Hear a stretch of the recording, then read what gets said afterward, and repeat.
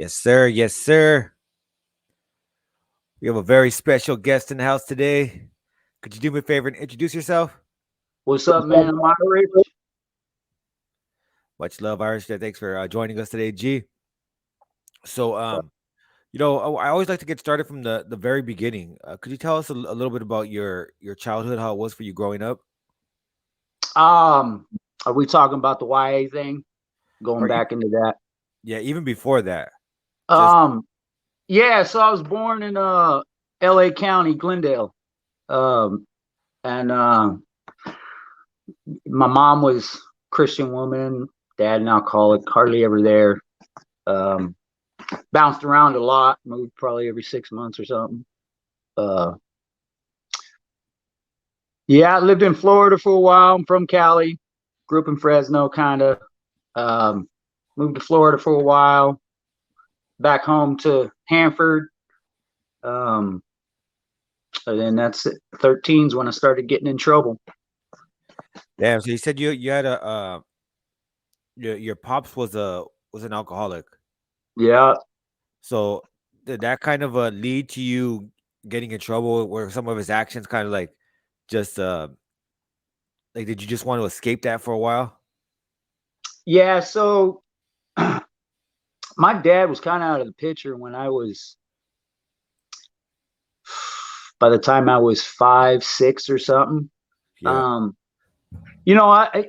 his actions, yeah, probably led me, but it was literally was the lack of actions. You know what I mean? The yeah, lack of parenting. I mean, I wasn't one of these kids you see nowadays that their parents get them into football and baseball and dirt bikes and hunting and this, and you know what I mean. I never had a dad there that showed me any of that. I got bored pretty quick and started creating chaos.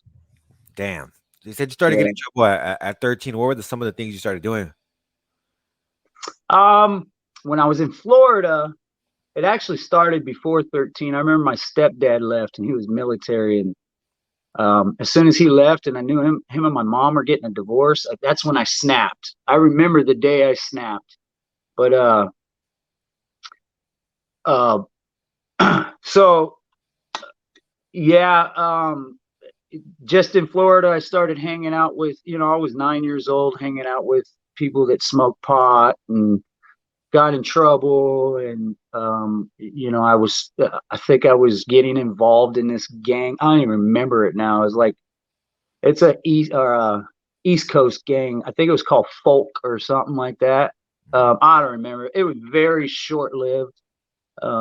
We Mom got her taxes back and took us back to California. So, but yeah, that's when it started. About 9 is kind of when I snapped when my stepdad left.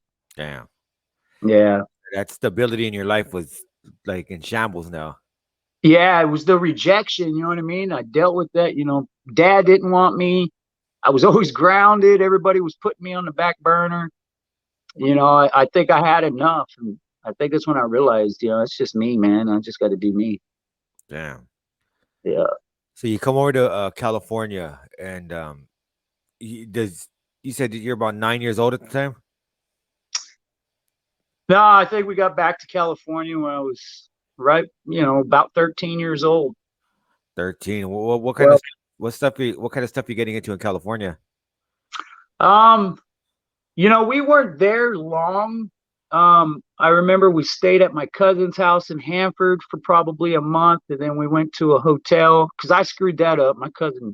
My aunt she couldn't take me. I was just too wild. I was very hyperactive.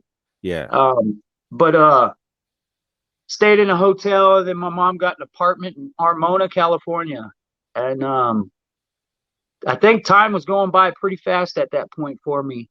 And I remember meeting this kid named Jorge, and lived across the street from the freeway. And I think that was my first time getting in trouble, is when I robbed that Little League concession stand Damn. during a game, which is stupid too. I mean, that was the dumbest thing you can do as a criminal.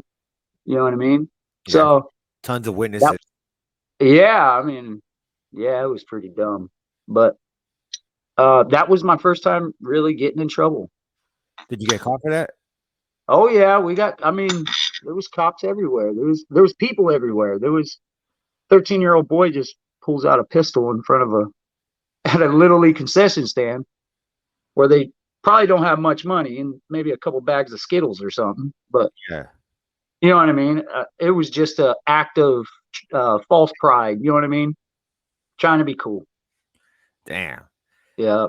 So you walk up. Whose idea was it? Like take me through that. Whose idea was it to like what were you guys? I know you said false pride, but like you had to have had a plan, like where to come up with all this money, or what were you guys thinking? And You know, honestly, at this point, I barely even remember that kid, Jorge. I remember his name, but man, I barely remember that kid. I don't know where I think he stole his dad's gun or something, and I'm guessing it was planned pretty quick. I'm pretty sure of it. yeah. You know what I mean? It was just like, hey, let's go do this. And that's you know what I mean? That's just what we did. That was How far did you get? um Did you you guys know, get? I remember cops coming to the apartment Okay. where my mom lived and then me being questioned. I remember that much. Um Next thing I know, I was in juvenile hall, walking down the hall, thought I was all cool, man. Yeah. As soon as that door shut and I was in there by myself, the emotions changed. Yeah, they changed. Yeah, because Yeah. you're unsure of what's gonna happen, right? Like you're young, you don't know where you're at or what's happening or anything. Yeah, when you go into a juvenile detention center and you know they're it's maximum security that they put me in, and you know it's just one bed, a metal toilet, and that big huge thick door with the square window, and yeah, when they shut that door, the energy I remember the energy changing, and things just got real. Things got real for a minute. Damn. How long were Yeah. you looking at? How long was I in there? How long were you looking at first? Do you remember that? Uh, they were, you know, at first, I don't know. They put me through a boot camp. Okay. They created like this boot camp program. And if anybody knows where Hanford is, KJC, the juvenile hall right there, they had a boot camp back in 92 for a very short period of time. And I went part of that boot camp and I didn't make it through. And then that's when they sent me up to YA. I Damn. think the boot camp was a second chance thing. Oh shit! So this is like your first offense?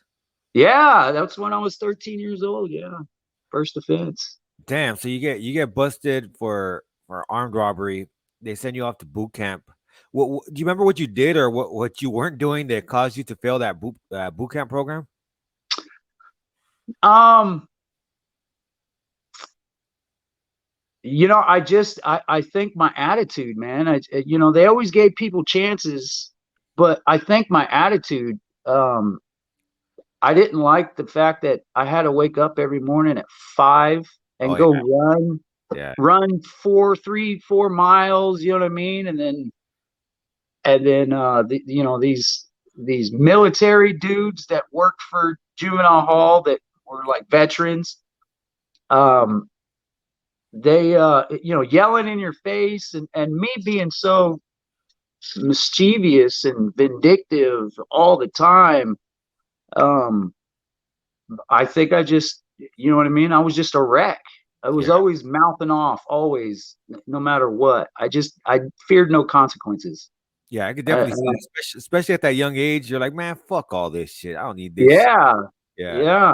And then constantly being tested because, you know, at that point, I didn't really know what gangs were. You know what I mean? I didn't understand California politics and their gangs um, you know, and I remember getting into a lot of fights and getting beat up a lot because I was just mouthy.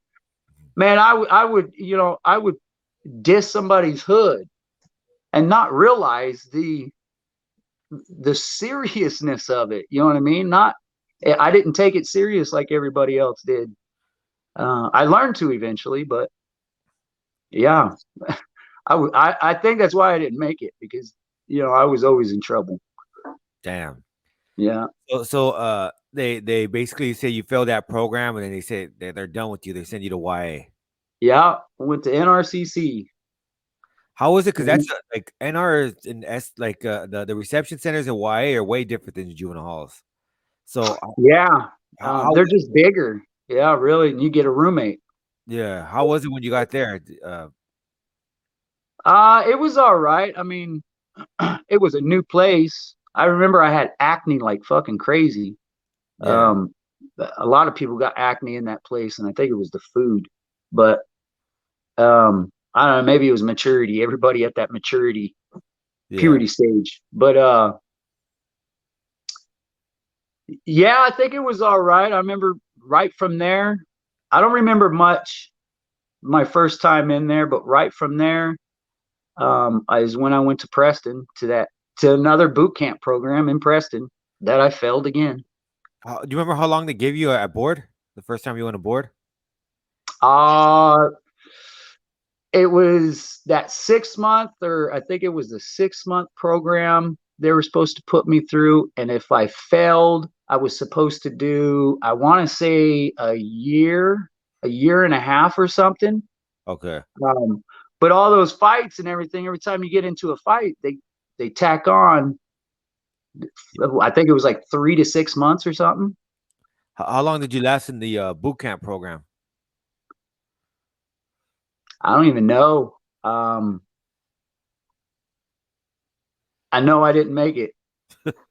I don't even know. I remember the shirts were like different colors at first for PT, I think it was. Yeah, But we wore these like tan shirts, and I remember we had to polish our boots all the time. yeah. And so I remember that. I must have been there a while. I think it was a 9 month program at Yeah. that point. And maybe I made it 6 months or 9 months or something. But I honestly don't even remember going to board. You know what I mean? Or if they even called it board at that point. Yeah. Yeah. So you ended up getting kicked out of there and sent to the main line. Yep. Straight to Arbor Lodge. Damn, how was that for you? Is it because that's a whole different program, right? Yeah, it was a whole different program. I think that's where I started to learn. I need to start respecting these guys a little bit more, because I didn't go in there. I went in there with no fear. Not understanding the concept of. So So what are you like then, about 14 years old at this point? yeah, I was probably 14, maybe 15, coming up on 15. Yeah, the thing about institutions like Preston is they you have some cats that have been there for a while, Yeah. right? Like you have them for like you could have a 17-year-old that's been in YA for like 4 years already. So this place, Yeah, I remember I knew one of these dudes that worked for, I didn't know him, but um he had been in there for like 10 years, and he was already like 23 years old or something. And in YA they had it to where if you go in before 18, you could be there until you're 25. yeah, And then yeah, so I remember there was a dude there that was like 23 years old that worked for the grounds crew or something like that. damn. Yeah. So you get there and you're quickly learning about respect. What was it that kind of made you think like, oh shit, like this is serious? Like these fools will fucking like they everybody needs to be respected here. I think it was a series of things. And I think what broke the straw the straw on the camel's back was a riot, when I experienced my first riot. But I think it was a series of things. I started to notice North and South, and they didn't get along, and then I would see small fights here and there, and then yeah, once I experienced my first riot, Yeah, I think another point of things got really real. Like, these guys aren't playing. When I'm seeing locks and socks swinging around, and I'm just like, holy shit, they're trying to kill people here. Yeah. I think that's when I started to realize, and then I went into survivor mode. I kind of shut up a little bit and started to pick and choose what I was going to say, what I wasn't, how I was going to act.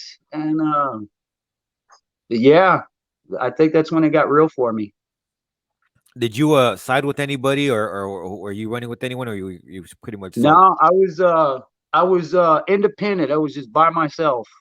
Yeah. Um, I think there was a moment there where I tried to hang out with whatever white kids were there.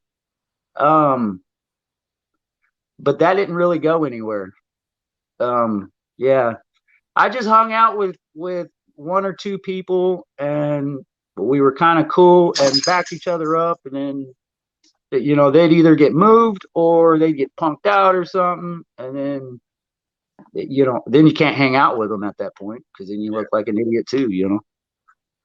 But What, yeah. what was it like for the woods there? Were they like, hey, well, why aren't you chilling with us, or were they? In Arbor Lodge, I remember this one cat. I don't even remember his name, but he used to walk around like a freaking German soldier all the time, like pivoting on turns and like just like he was marching all the time.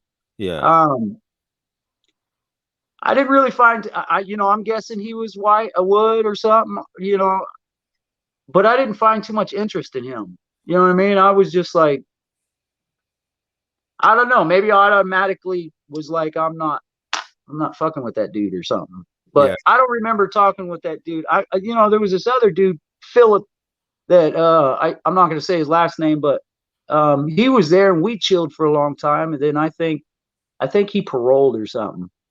Yeah. But I don't remember a lot of white people in my dorm. Now that I think about it, it was mainly the North, South, Crips, and Bloods, and a few other random hoods.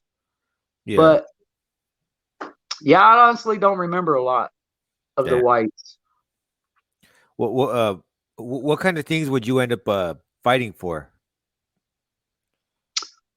Just I think most of the time I was I was how do I say it? Because I always did fight and I never backed down. Even if I got my ass beat, I'd never back down. And I was a little kid, so I got beat up. I mean, I took some beatings, but uh, I remember like new people would come in and they'd say, "Hey, that dude right there, that dude said you're a punk," and then they would use them as the torpedo to test, or they would use me to test them. You know what I mean? Yeah. Does that make sense? Like I was a target for Yeah. them to check them out. You know what I'm saying? If that makes sense. I think that happened to me a lot because I remember it was always random people that would walk up to me and just start talking to me and then telling me, just start talking shit. And then all of a sudden it'd be a fight. And I always wondered, and I think it took a while to realize I was all these people's tester. You know what I mean? I was the target for the torpedo. You know Yeah. what I mean? I think that happened quite a bit. Oh yeah, yeah, definitely. I Yeah. remember in Nellis, what they would do is they would try to pump somebody up to like if somebody new came through, Yeah. and then they would tell somebody like, "Hey, bag that fool up," Yep. and then Yeah. yeah, so Yep. sometimes they do that, and then they do. It's like everybody else wants to see how he's gonna react, and if Yeah. That's exactly what it is. Yeah. yeah, and if they seen that you punked them or that you beat him down and he didn't do anything or it just didn't look right, then that wasn't gonna be good for him. If they see Yep. he stood up to you, then they're like, all right, cool. You know what I mean? Like he passed that test. Yeah. Yeah. I think that's what happened to me a lot. Other than just regular wrecks, you know what I mean? Just disagreements. I remember I was robbing people's lockers for a while. I was getting the combinations. I'd Yeah, stand behind them and watch their combinations, and then I'd get their locker. Oh, it's because I didn't have commissary, man. I had to hustle my shit. yeah. But So I'd get in wrecks over that. yeah, because of that, I was gonna ask, did they end up throwing throwing fucks over that, and then what would happen? Oh yeah, it was always and I think that was the portion where I remembered I better watch when I throw a blast on what I'm throwing a blast on. Yeah, Because if I throw it on the wrong thing, I'm gonna have 15 kids running at me right now. You know what I mean? yeah, But it was always fuck your dead homies or um fuck your hoods or you know what I mean? It was always that. But for me, I don't know what the fucking at that point I didn't have any dead homies. You know what I mean? I didn't, and I definitely didn't have a hood. So that was easy to ignore when that shit happened. oh shit. So yeah, I was gonna ask because in I remember in Dallas when I was there, if you bag somebody up or you robbed them, you would have to let it be known. Over there in Preston at that time when you were there, did you have to let it be known or? I don't know. I don't remember ever letting it be. I've never told anybody that I was doing it. You know what I mean? I always did my own thing. Because I wasn't associating with anybody. Yeah, You know what I mean? I'd get bored. I mean, I'd be sitting in that chair, it'd be day room. I didn't have any access to the TV. You know what I mean? All I could do was fucking walk laps in the day room, you know? So I yeah, get bored and I try to figure shit out to do. And when you get bored, the first thing that happens is you get hungry. And I'd be seeing all these people bust spreads and I'm like, man, I'm fucking hungry. And I have to figure out how I'm gonna get my food. yeah, I just kind of you know what I mean? I used to break in my mom's room all the time and steal her candy when I was a kid. So breaking into shit was kind of in my blood already from yeah. being a kid. Yeah. What would they say when they caught you? It was immediate flight. Yeah. They just take flight on me right there. Yeah. And most of the time I got beat up. As little as I was, yeah. Did you But kind I of have kept doing it. I mean, I didn't learn my lesson. I just kept doing it. I did you learned how to fight. have did you have that reputation like, oh, this fool be stealing, watch out for him? Yeah, I had a lot of people that didn't respect me because of my non-associating, and a lot of times when you don't associate, you just chill by yourself. That's already a notch down on the fully respect level. You know what I mean? Yeah. So, I mean, that's how I viewed it. So, uh, what was your question again? I lost my track there. Like if you kind of had a reputation at that point, like let's say something came up missing, they were like, oh shit, that was probably Irish.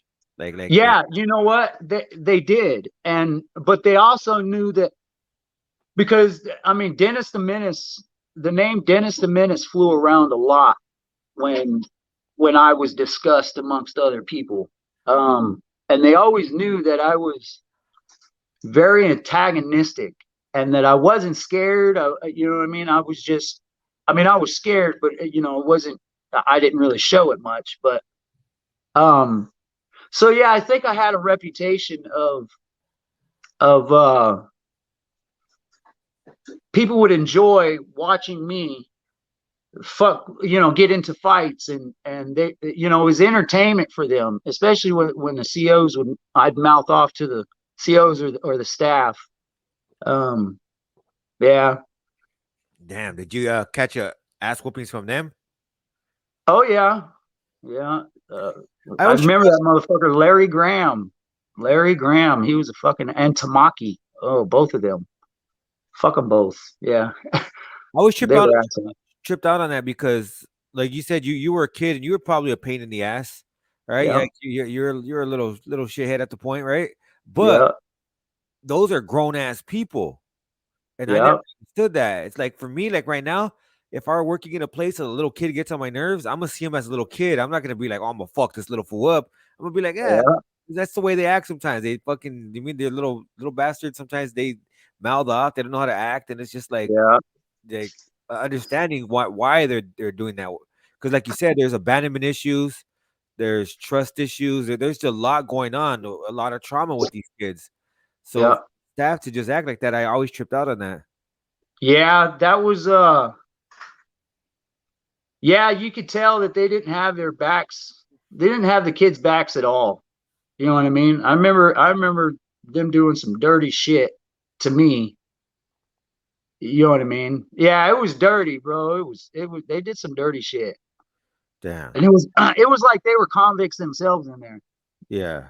Like they were doing their best to stay on like the southerner side or the northerner side, and you know what I mean? So they feel like they're connecting with these kids, and then all of a sudden they're bringing them shit, and Interesting. that's how it starts. Yeah. I didn't even think about it that way. That's interesting. So, in a way, they kind of want to show, hey, I'm cool. You mean Yeah. Yeah. I got you guys' back, so they can kind of control the population, but instead the population ends up controlling them. Yep. Yeah. There's so many of those COs. As a matter of fact, here in Washington, last I want to say it's probably 2 years ago. But there was so they have a place out here in Washington. I'm in Idaho, but over here in Washington, they have a place kind of like YA, Yeah. and it's just kind of different. I think it's down there by Seattle somewhere. Um, but last year, 2 years ago, this cop or the CO was bringing in a bunch of tobacco and drugs and all kinds of stuff. Dude got caught. He got like 10 years. Damn. He got 10 years in prison for that. Yeah, that just happened. And that, shit like that makes me think about why, hey, like, man, what were those staff doing all the time? You know what I mean? And Yeah. then you'd see the females interacting with the wards all promiscuously, and you always thought, like, I wonder if they're fucking, you know what I mean? You always think that. Well, when I was in Nellis, I knew uh there was a cat who I knew a few people, but I knew at least one that I seen in my cottage that shit was really going down. Like Yeah, they thought they were boyfriend and girlfriend, and a lot of times when they fight, it made everybody else really uncomfortable because we're like, damn, what the fuck? It's kind of one of those yeah, things where when you see people like a couple fighting and you're sitting on the couch and you're like, hey, I'm gonna bounce out now. It's yeah, like that, but we couldn't bounce anywhere. You know what I mean? yeah, We just had to yeah, yeah. You see just have that. to sit there and listen. Yeah, we would see that. We'd also see the fucking like we knew who would bring the stuff in because they'd be like, hey, if you let me know I got the hookup with this fool. If you need anything, let me know. I got no money. Yeah, I ain't- like I don't give a shit about that outside shit. I'm in jail. yeah, yeah, yeah. Yeah. So you're going through all that, and how much time are you picking up? I got out. I mean, I got out in '99 for a very short period of time, and then I violated, and I went back because I was back in NRCC for the year '99 to 2000 switch. I think they Y2K? called it Y2K. Yeah, And I remember they were all freaking out. They had to lock down the facility because they didn't know if the computers are going to switch over or what. yeah, I think that's how it went. I don't remember, but so from '93, beginning of '94 to 2000 is about as long as I did in YA.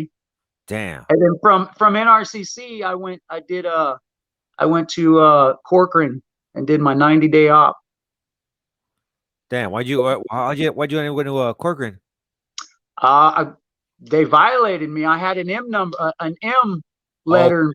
Yeah, I had an M. So I could see the chances they kept giving me, but I was set up for failure every time. You know what yeah, I mean? Juvenile hall, they put me in boot camp. Okay, here's a chance. Boot camp. Set up for failure because I wasn't comprehending shit. Send yeah, me to YA. Okay, here's your second chance. Boot camp. Fail that. You know what I mean? Okay, you got to stay on main line. We're going to parole you.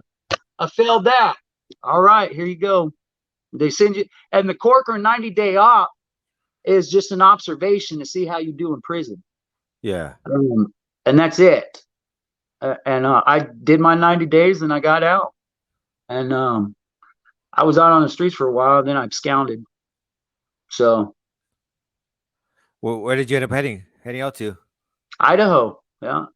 And you stood out Yeah. there? I'm still here. Yeah. I went down to Boise, and me and my wife at the time were in Boise. I absconded parole, and her family lived there, and I wasn't here but 6 months in Boise, and I got busted selling dope, checks, guns. Damn. Play. Completely different area, completely different shit. How long did it take you to get busted out there? 6 months. Damn. 6 months, caught 14 felonies, but the cops beat me up in the process. So there was this lawsuit thing. And so they cut me a deal and they tried to do the exact same shit that California did to me. They cut me a deal. They said, all right, we're going to drop all these felonies. We're going to give you 2 felonies only and 6 months.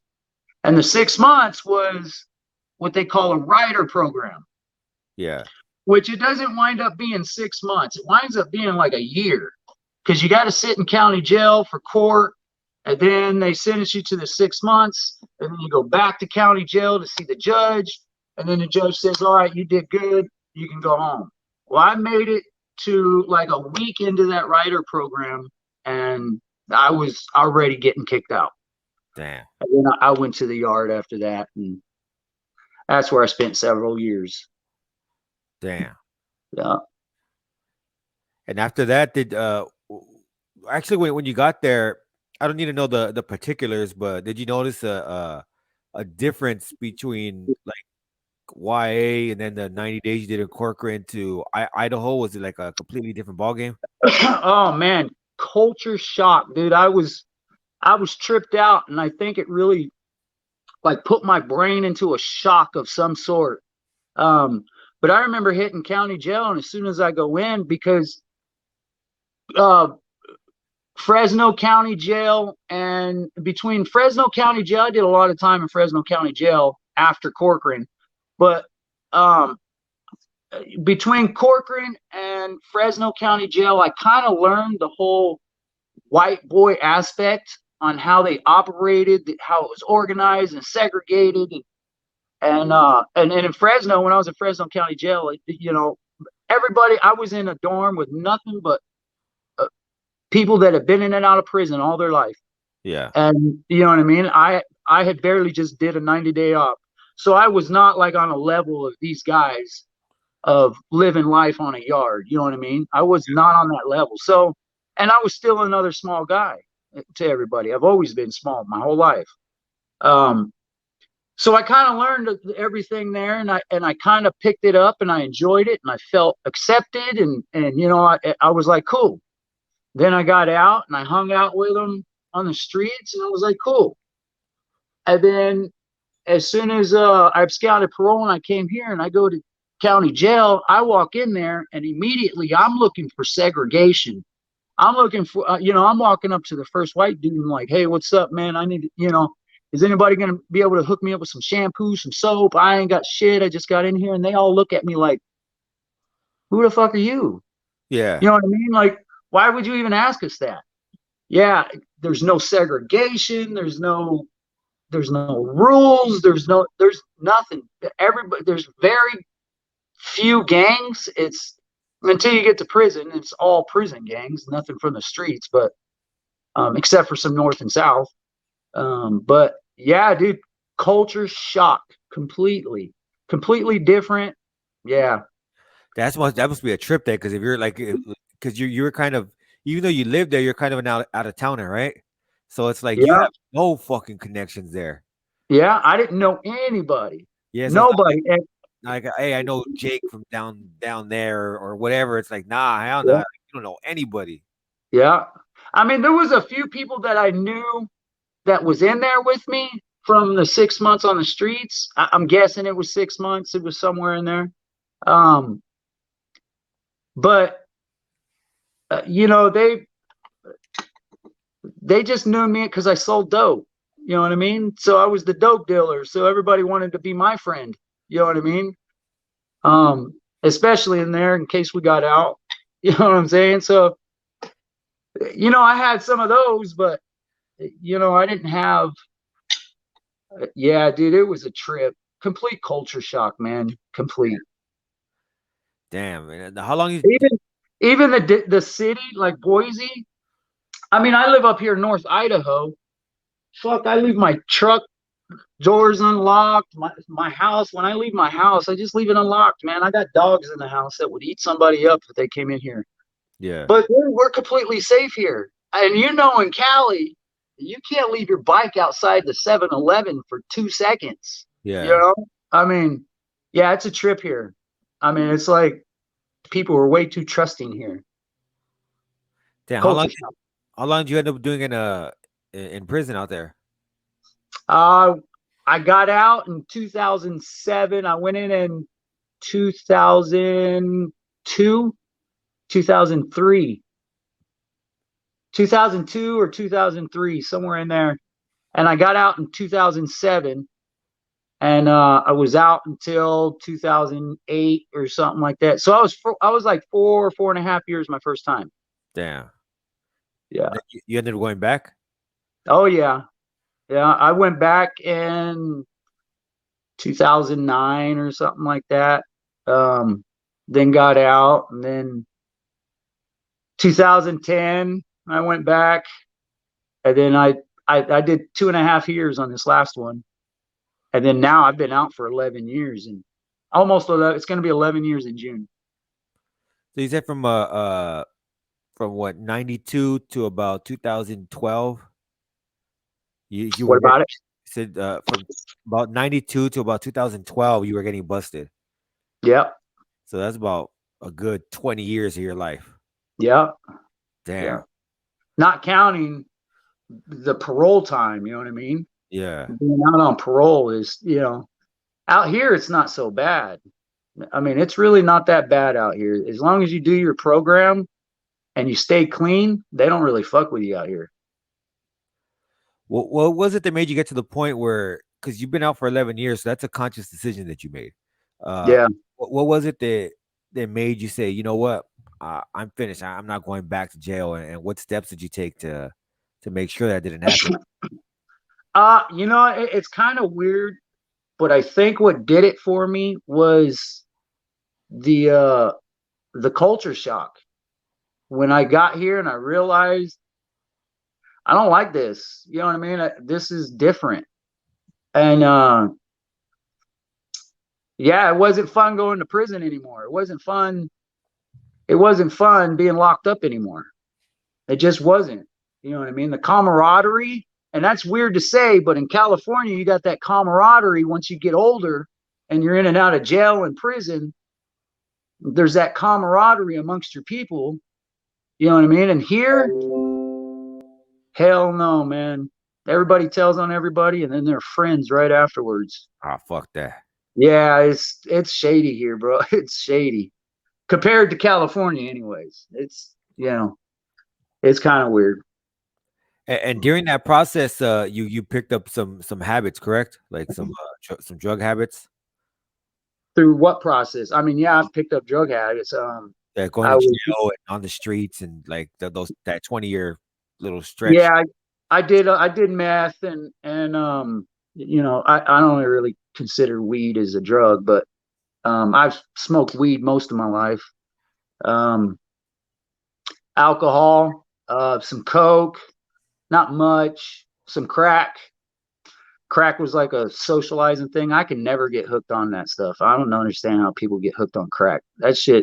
Yeah, I can't really speak on other people, but when I was a kid, I used to smoke rock like a motherfucker. And yeah, like I tried.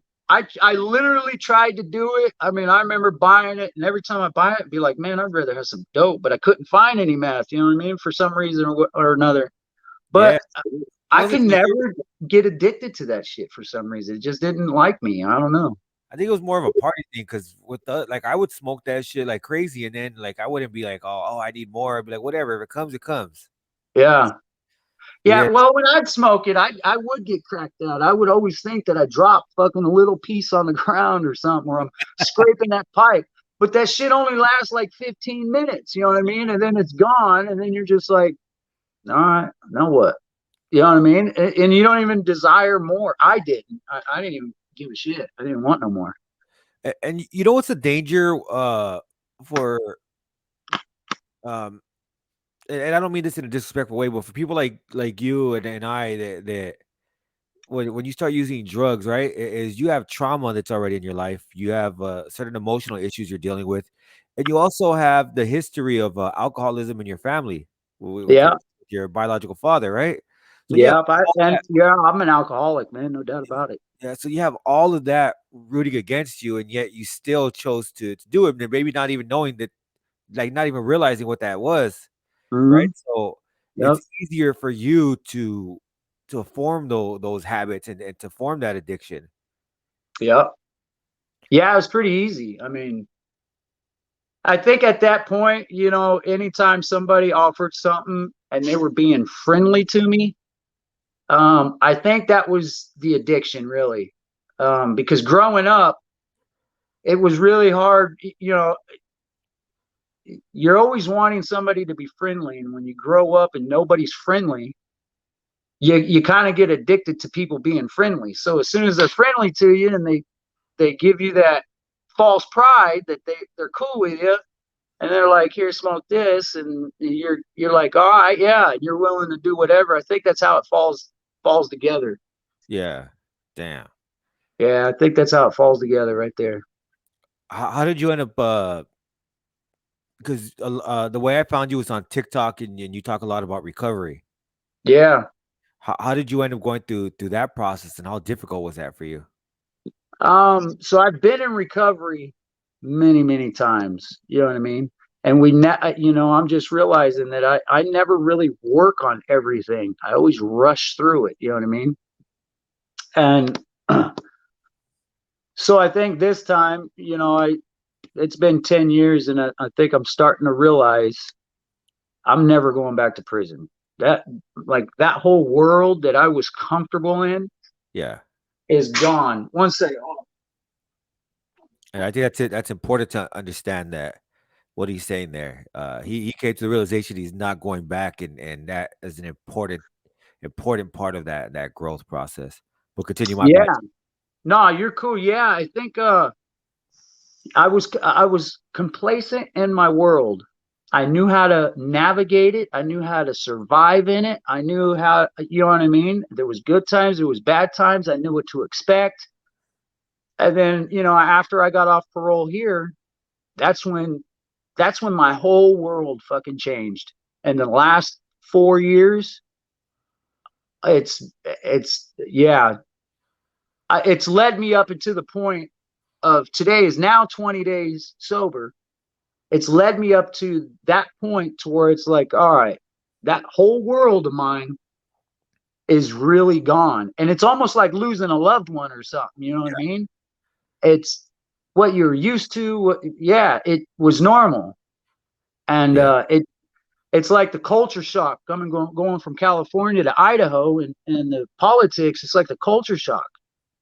And then now I'm realizing this. So everything that was on a small spectrum, where I go to juvenile hall, okay, second chance, boom. Then boot camp, then YA, then boot camp, then parole, then prison. Then you know what I mean? And if you look at that on a bigger spectrum, I was dealt a shitty hand from the beginning. An alcoholic dad. My mom didn't know what to do with us. So that to my whole incarceration stint, to getting out that 5 years, and then realizing, okay, this is a whole new chapter. This is my second chance again. If you know what I'm saying, does that make sense? Yeah. So, that's kind of how I'm looking at the big picture in a pattern form. You know Yeah. what I mean? So now I'm starting to get the concept of what this real world really is. You know what I mean? Yeah. So I don't know if that makes sense, Well, that makes a lot of sense. It makes a lot of but sense because what a lot of people don't understand is when you come from a certain lifestyle, it's hard to walk away from that completely because part of your identity, part of what makes you who you are in your yeah, mind is connected to that. So you're yeah, basically giving that all up, like, okay, now I'm gonna do something different. But so it's in the back yeah, of your mind, you're kind of like, what am I gonna do? Like, I don't know what to yeah. do, right? So Right. Because in that past world, we're accustomed to it. We're complacent to it. We carried our own value and worth in life. And we knew we met something somewhere. It was our world. But when you get into this new world, that feeling of value and worth just goes away because you don't know where you could participate in, because everything used to participate before isn't okay here. You know what I'm saying? If that, Yeah. if that makes sense. Yeah. So you got to be comfortable with being uncomfortable, because it's definitely, there's a lot of uncomfortable situations. Yeah. Um, Yeah. I know you said how long have you been clean when it comes to drugs? I haven't, I have like meth. I haven't used meth since 2010. 2000. So that's So that's it's been actually since, yeah, 2010 when I got arrested and went back. I went back to prison after that. That was the last time I used meth. Probably 2 weeks before I got arrested. damn. That's dope. That's dope. And Yeah. you're on a new journey now, right? Yeah. So now Oh yeah. you're putting down the alcohol. Yeah. The kratom is the biggest thing. That kratom fucked me up. I was under the impression that it was good for you and everything else. So I took it for 4 years straight. And What is that? I'm not aware what that is. kratom, Yeah. uh, it's it's part of the coffee family. It's from Indonesia. You can buy it in the smoke shops. It's a pain reliever. It's, you know what I mean. What it did to me, it made me feel like the same effect as meth did. Yeah. Um, but shorter periods. You know, it only lasts for about an hour, hour and a half. So like every hour and a half, I'm drinking this stuff just to keep going, and it's just the addiction. Damn. Once I decided to get off it, all that orange juice, I drink it with orange juice because it does the same effect when you take shrooms and you drink orange juice. Yeah, yeah. Kind of makes it hyphens it up a little bit, but it really fucked up my stomach. I quit eating for a while. I was like, the kratom wasn't having the effect on me as it used to, and it just really fucked me up. So I'm 20 days off it now, and I'm eating like fucking crazy. I can tell you that. Dope, dope. Yeah, I've gained like almost 20 pounds in the last, or not 20 pounds, like 10 pounds in the last month, All right. almost 4 weeks. Yeah. Let's talk a little bit about your TikTok channel. So with your TikTok channel, I noticed with some of the lives, you have people that'll come on and share their stories, and it's really dope, Yeah. because there's a lot of people that, like you said, they enter a different part of society, right? They enter, I guess you could call it the normal society, and Yeah. we feel out of place.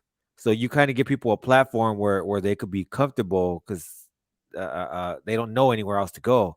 What made you start doing that, and what do you plan on doing with that in the future? So that page was made to, I have another page, but I made that page to go confront somebody who was talking shit. And I just put raw shit on there. I planned on deleting the page. I literally made it just to go confront somebody that was running their mouth. Um, and I just put some raw shit on there, 100% raw shit, and all the way up to the account name. Account name used to be "Gonna Be Dead Soon," and then I wound up changing that. But just on those few posts, you know what I mean? The overwhelming response I got from the recovery world, I was like, holy shit. So I just kind of kept going with it. And it is like a snowball effect. I'm now talking with a ghostwriter out of California, who's going to help me write my book. This is going to trip you out, but I'm in contact with the state, Mill Creek Prison, and a few other places. That I'm working to get access and permission to go inside Preston as it is now, and with a small camera crew, and do a little documentary. Oh, that's dope. Um, it's in the works. Some people were fighting about it. Some people were saying no. Some people were, they don't care. They're just they don't want to deal with it. So, but I'm working on it. I'm trying to get to it. But so yeah, that's what my TikTok's gonna be about. I'm gonna push my story out there. How the state does, and a lot of it's gonna end with the whole a religious aspect, kind of revelations. I don't want to say religious. Religious isn't, but just a relationship with Christ and how it all happens, and the journey and how Christ equips doesn't equip. How's it go? He doesn't equip the called. He calls, or he doesn't call the equipped. He equips the called. You know what I'm saying? Yeah. So regardless if we went through shit, I don't know if everybody knows how Christ's story was, but Christ hung out with the thugs too. You know what I mean? He wasn't, he was beaten and tortured and everything else, and then died, for the same shit that we went through. You know what I mean?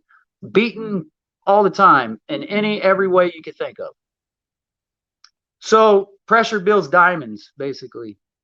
You know what I mean? And at the end, we can only hope that our story helps somebody before they go down that path, or they're in that path and they come out.